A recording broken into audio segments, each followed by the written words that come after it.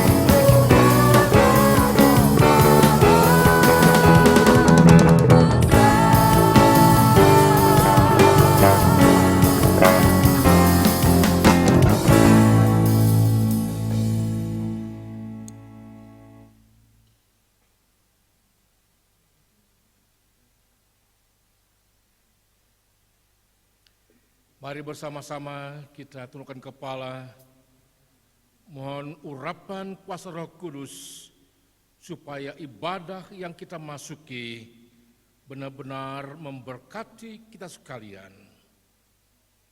Bapa kami yang mengasihi kami kenal sebagai Allah dalam nama Yesus Kristus yang menciptakan langit dan bumi, yang kasih setianya memelihara kehidupan kami. Kiranya anugerah damai sejahtera daripada Allah Bapa, kasih karunia Tuhan Yesus Kristus, dan kuat kuasa Allah Roh Suci menyinari ibadah kudus pagi hari ini. Haleluya. Amin. Jemaat masih berdiri bersama-sama nyatakan iman kita. Dengan penuh penghayatan, mari bersama berkata demikian. Aku percaya kepada Allah, Bapa yang Maha Kuasa, Khalik langit dan bumi, dan kepada Yesus Kristus, anaknya yang tunggal Tuhan kita, yang dikandung oleh Roh Kudus, lahir dari darah Maria, yang menderita sengsara di bawah pemerintahan Pontius Pilatus, disalibkan, mati dan dikuburkan, turun ke dalam kerajaan maut. Pada hari yang ketiga, bangkit keluar dari antara orang mati, naik ke sorga, duduk di sebelah kanan Allah Bapa yang Maha Kuasa, dan dari sana Ia akan datang kembali untuk menghakimi orang yang hidup dan yang mati. Aku percaya kepada Roh Kudus, gereja yang kudus dan am, persekutuan orang kudus, pengampunan dosa, kebangkitan tubuh, dan hidup yang kekal. Amin. Jemaat sudah kembali. Minggu-minggu ini kita menyambut anggota baru, kelompok Kanaan, kedatangan anggota baru, keluarga Bapak Ibu Sugeng. Dan kelompok Sion, kedatangan anggota baru, Bapak Hari kalau saya namanya. Selamat datang Pak Hari, Tuhan memberkatinya. Hari ini kita bersama-sama belajar firman Tuhan. Kita membaca di kitab Wahyu di pasalnya yang ketiga. Kitab Wahyu di pasalnya yang ketiga, ayatnya yang kelima dan ayatnya yang ke-21. Kitab Wahyu 3 ayat 5 dan 21, firman Tuhan saya baca demikian. Barang siapa menang, ia akan dikenakan pakaian putih yang demikian. Aku tidak akan menghapus namanya dari kitab kehidupan, melainkan aku akan mengaku namanya di hadapan Bapa-Ku dan di hadapan para malaikatnya. Ayat 21 berkata demikian, barang siapa menang, ia akan kududukkan bersama-sama dengan aku di atas tahtaku, sebagaimana aku pun telah menang dan duduk bersama-sama dengan Bapa-Ku di atas tahtanya. Tema yang saya angkat dari pembacaan ini adalah berkat-berkat kemenangan dari iman Kristen. Berkat-berkat kemenangan dari iman Kristen. Mari baca bersama-sama. Berkat-berkat kemenangan dari iman Kristen. Sebuah catatan mendahului khotbah saya. Dalam khotbah ini, saya menekankan dua sisi, yaitu sisi berkat dan sisi penyebab terjadinya berkat itu. Mendengar berkat, nampaknya kita lebih senang fokus kepada berkat. Tapi kali ini saya mengajak kita fokus bukan pada berkat, kepada penyebab terjadinya berkat, yaitu iman kita kepada Yesus Kristus. Bulan Agustus seperti sekarang ini selalu dikenang oleh kita semuanya sebagai bulan kemenangan bangsa Indonesia dalam melawan penjajahan Belanda. Dari kemenangan itulah Indonesia mengibarkan bendera tanda kemerdekaan dan menang dari penjajahan Belanda. Kemerdekaan atau kemenangan itu tercapai karena ada unsur kesatuan seluruh bangsa Indonesia dan juga karena semangat yang tinggi tanpa kenal kata menyerah.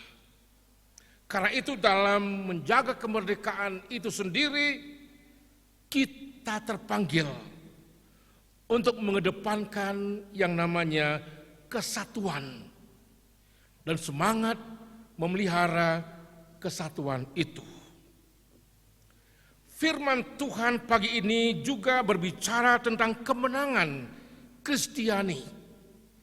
Dan penyebab kemenangan itu adalah munculnya berkat-berkat Tuhan.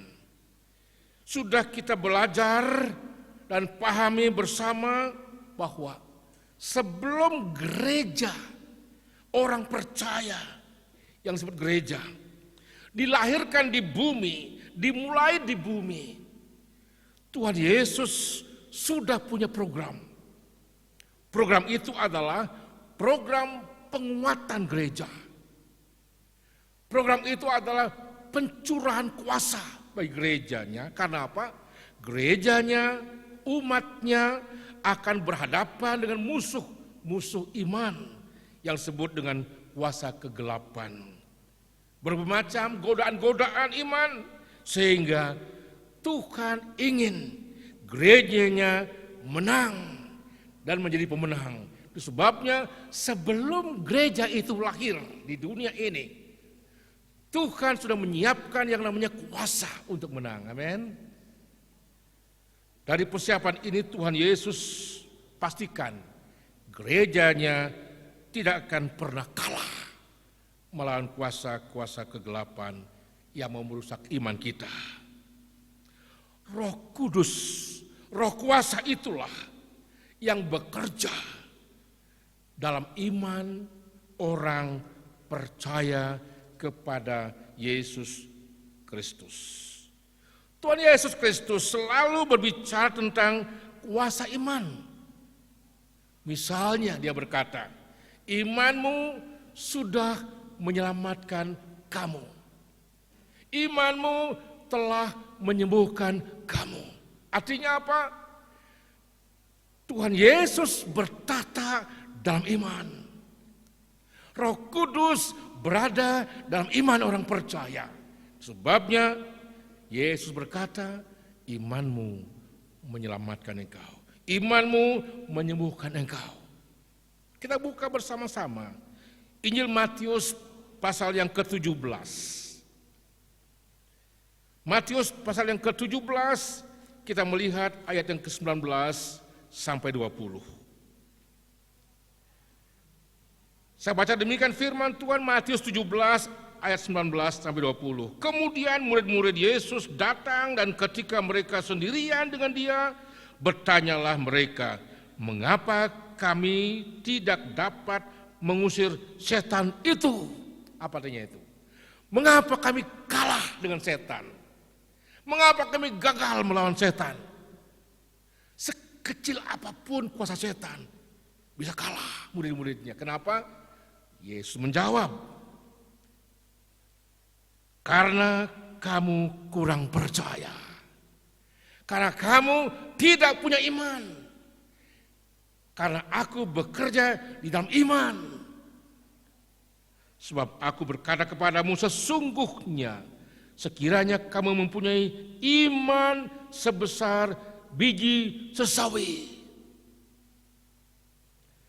kamu dapat berkata kepada gunung ini, pindah dari tempat ini ke sana. Maka gunung ini akan pindah dan takkan ada yang mustahil bagimu. Sekecil apapun digambarkan dengan biji sesawi, iman itu. Karena Kristus bertahta dalam iman yang sekecil apapun. Dan digambarkan kau bisa memindahkan gunung. Digambarkan dengan gunung pindah ke laut. Artinya sebesar apapun gunung persoalan hidup kita dipindahkan oleh kuasa iman. Karena Kristus bertata di dalam iman.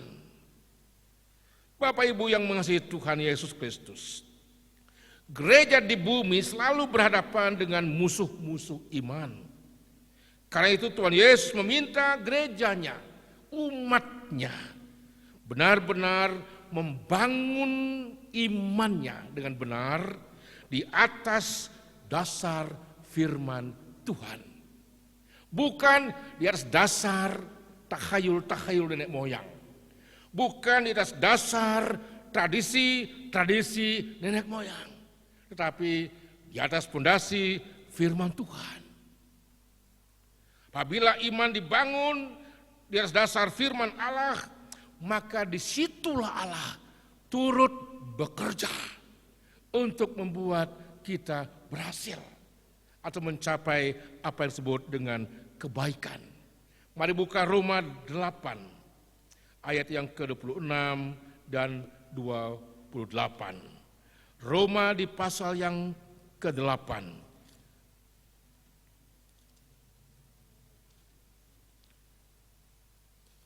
Firman Tuhan berkata demikian. Demikian juga Roh membantu kita dalam kelemahan kita. Sebab kita tidak tahu bagaimana sebenarnya harus berdoa. tetapi Roh sendiri berdoa untuk kita kepada Allah dengan keluhan-keluhan yang tidak terucapkan. 28, kita tahu sekarang bahwa Allah turut bekerja dalam segala sesuatu untuk mendatangkan kebaikan, yaitu bagi mereka yang terpanggil sesuai dengan rencana Allah. Allah turut bekerja dalam kita. Kita siapa? Kita yang membangun iman di atas pondasi firman Allah. Kalau Allah turut bekerja Bapak Ibu dalam kita, maka tidak bisa diragukan lagi. Pasti umat Tuhan itu menang dan menjadi pemenang. Haleluya. Nah, berkat-berkat kemenangan sekarang kita bahas. Kita lihat Wahyu 3 tadi ayat yang kelima. Saya melihat ada 3 berkat dalam ayat yang kelima dan 1 berkat pada ayatnya yang ke-21. Ayat 5 dalam Wahyu ini berkata berkatnya sebagai berikut. Barang siapa menang, ia akan dikenakan pakaian putih. Pakaian putih itu menggambarkan umat yang tidak bercacat celah di hadapan Tuhan. Ayat 4 menyiratkan pakaian putih itu, saya baca pada kalimat yang terakhir. Mereka adalah layak untuk tinggal di hadapan Tuhan. Itu pakaian putih. Mereka layak untuk itu. Artinya hidup tinggal bersama Tuhan. Pakaian putih simbolnya. Itu berkat yang pertama. Orang yang menang karena iman kepada Kristus Yesus menghadapi berbagai macam pencobaan. Yang kedua berkatnya. Nama mereka tidak dihapus dalam buku kehidupan di sorga. Tidak dihapus Bapak Ibu, tetap ada. Saya ingat dengan orang tua murid yang menangis ketika anaknya didaftarkan di sekolah, SD favorit, SMP favorit, SMA favorit, daftarkan semua. Hari pertama namanya ada, senang orang tua. Hari kedua mulai ada yang hilang namanya. Hari ketiga lebih banyak hilang namanya. Oh, banyak yang hilang akhirnya. Kenapa? Kalah dalam persaingan nilai. Kalah dalam kualitas nilai. Menangis orang tua gara-gara anaknya namanya tidak ada dalam daftar sebagai murid di sekolah itu. Bapak Ibu, pada akhir zaman berapa banyak orang Kristen akan menangis di neraka. Karena apa? Namanya tidak ada di sorga. Karena apa? Gagal dalam iman. Hilang imannya. Bersama-sama kita waspadai. Iman itu tempat Allah bertata, berkuasa, dan menjadi pemenang. Yang ketiga berkatnya. Di sorga diakui dia sebagai milik Allah. Milik Allah. Bukan milik siapa-siapa. Oh, saya senang diakui sebagai milik Allah. Berkat yang ketiga. Lalu berkat yang keempat pada ayat yang ke-21 Bapak Ibu. Tertulis berkatnya demikian. Orang yang menang itu kududukkan di atas tahtaku bersama aku bertata di sorga. Posisi ini luar biasa Bapak Ibu. Dan duduk di sorga namanya duduk dalam kemuliaan Allah. Pernah Ibu Yakobus dan Yohanes merindukan anak-anaknya ini duduk dalam kemuliaan Allah. Datang kepada Yesus, bolehkah anak saya ini duduk di sebelah kananmu, yang satu di sebelah kirimu? Yesus menjawab, kalau bahasa Jawanya, ojo jaluk-jaluk nggen. Sudah disediakan oleh Bapa di sorga, asal iman kuat di dalam Yesus Kristus. Amin.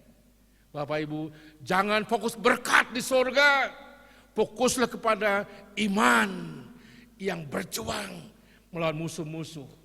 Kalau menang, kita akan mengalami 4 berkat ini. duduk dalam kemuliaan Allah di sorga. Jadi Bapak Ibu yang mengasihi Tuhan, berbahagialah sampai hari ini kita sudah dipastikan duduk di sana. Sejauh Bapak Ibu sadar iman saya benar pada Yesus dan dibangun di atas fondasi firman Allah. Mari catat Bapak Ibu, 4 berkat. Hafalkan 4 berkat. Tapi hafalkan juga syarat memperoleh 4 berkat ini.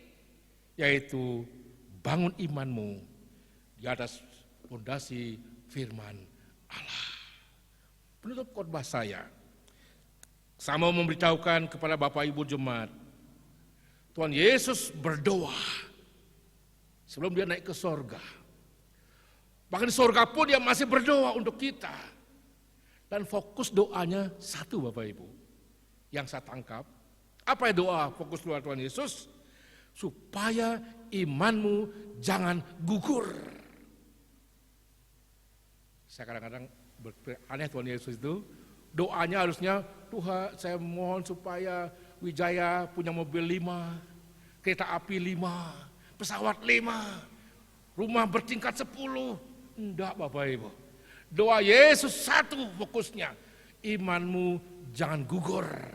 Karena iman itulah yang menghasilkan 4 berkat minimal di sorga. Amin. Itulah pesan saya. Mari bersama-sama bangun iman kita. Jaga iman kita supaya berkat benar-benar menjadi bagian kita. Bapak Ibu yang mengasihi Tuhan Yesus Kristus, godaan itu banyak. Provokator iman itu banyak. Mari bersama-sama back to the Bible. Kembali kepada sabda Tuhan. Iman bertumbuh. Berkat sudah tersedia. Mari kita berdoa. Terpujilah Tuhan Yesus yang telah memberikan dan mempersiapkan kuasa sebelum gereja dilahirkan di bumi. Dan kuasa itulah yang sekarang menuntun gereja-gereja Tuhan, umat ketebusan Tuhan, untuk menghadapi berbagai macam tantangan iman. Terima kasih kuasa-Mu ya Yesus. Berdoa untuk jemaat yang masih sakit, yang masih ketakutan karena virus. Roh Kudus akan terus menguasai mereka, sehingga mereka benar-benar pulih dari ketakutan, pulih dari kesakitan. Bahkan yang jauh dari keluarga, Engkau juga jaga mereka. Engkaulah benteng bagi hidup mereka. Berdoa untuk pemerintah bangsa kami, beri mereka kuasa untuk terus mengelola bangsa ini dengan baik dan benar. Menyerahkan kepolisian, militer, pihak-pihak yang benar-benar bagian dalam pemerintahan, Engkau jaga hati mereka. Lengkapi dengan kuasa-kuasa hikmat dan berkat-Mu. Berdoa untuk BMGK Kota Malang. Jaga langkah-langkah mereka. Mereka sedang bersemangat mengerjakan pekerjaan kasih sayang untuk menolong pekerjaan Tuhan. Berdoa untuk berkat persembahan yang kami bawa ke mezbah Tuhan. Terima dan kuduskan persembahan kami. Kami berdoa memuji Tuhan dalam nama Yesus. Amin. Jemaat bangkit berdiri, mari bersama-sama kita mohon berkat Tuhan. Jemaat kekasih, pulanglah dengan selamat dan sejahtera. Arahkan hati dan pikiranmu kepada berkat Tuhan dan sambut berkat-Nya. Turunlah kiranya berkat damai sejahtera daripada Allah Bapa, kasih karunia Tuhan Yesus Kristus, dan kuat kuasa Allah Roh Suci memberkati dan memelihara jemaat sekalian sekarang sampai selama-lamanya. Haleluya. Amin. Amin.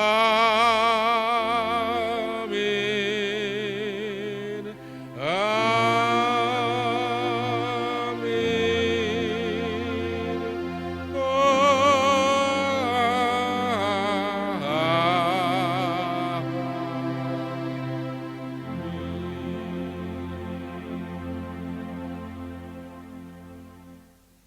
Amin. Jemaat tetap berdiri.